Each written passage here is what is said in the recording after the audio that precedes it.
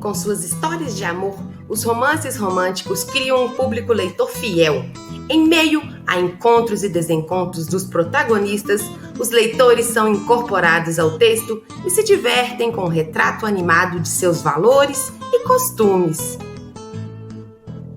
O romance urbano ou de costumes tem como característica a preocupação em ilustrar as paixões, os interesses e o comportamento de uma classe social específica em uma determinada época.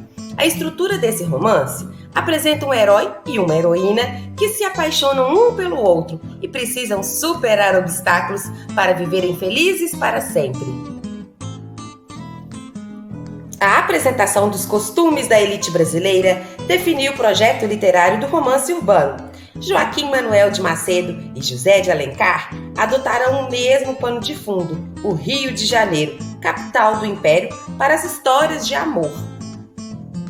O romance urbano, por meio da divulgação de perfis, espaços e comportamentos reconhecidos pelos leitores, também investe na construção de uma identidade nacional. A consolidação dessa nacionalidade é componente fundamental de seu projeto literário e ocorre todas as vezes que um leitor se reconhece nas cenas, porque os comportamentos das personagens mostram-se familiares. Joaquim Manuel de Macedo produziu textos marcados por uma certa ingenuidade narrativa e muito bom humor. O retrato da elite brasileira da corte conta com alguns tipos inconfundíveis: os estudantes, a moça namoradeira, a criada intrometida, a senhora fofoqueira e inconveniente, a avó carinhosa, todos eles envolvidos em cenas que se desenrolam em espaços claramente brasileiros. José de Alencar prioriza as relações humanas estudadas em função do ambiente em que se encontram as personagens.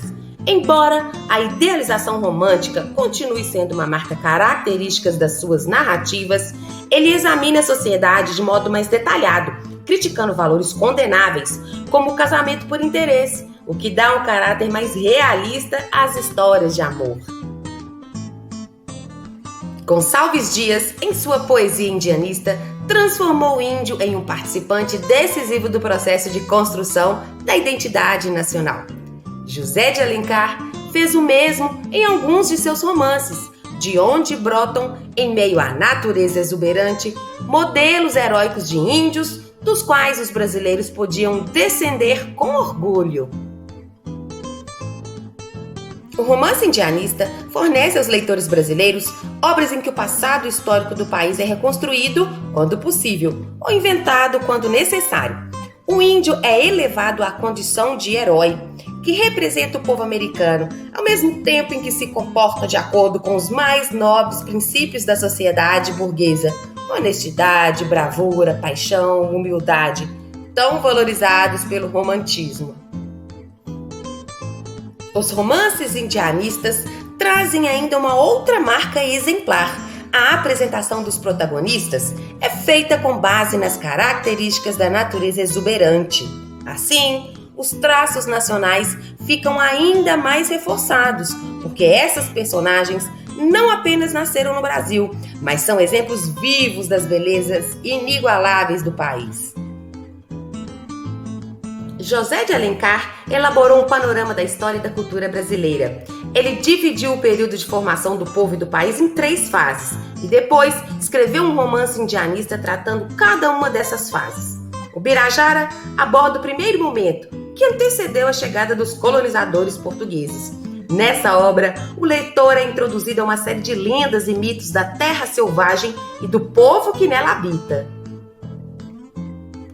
Iracema trata do período inicial de ocupação das terras conquistadas, quando começaram a acontecer os contatos entre os índios e europeus, e teve início o processo de miscigenação das duas raças.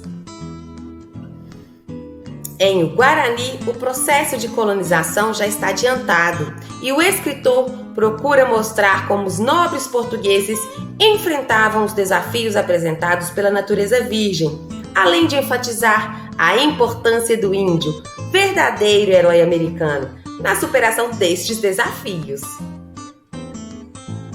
Do sertão de Mato Grosso ao interior de Minas Gerais, passando pela vastidão dos campos gaúchos, surge, no romance romântico, a imagem de um país grandioso.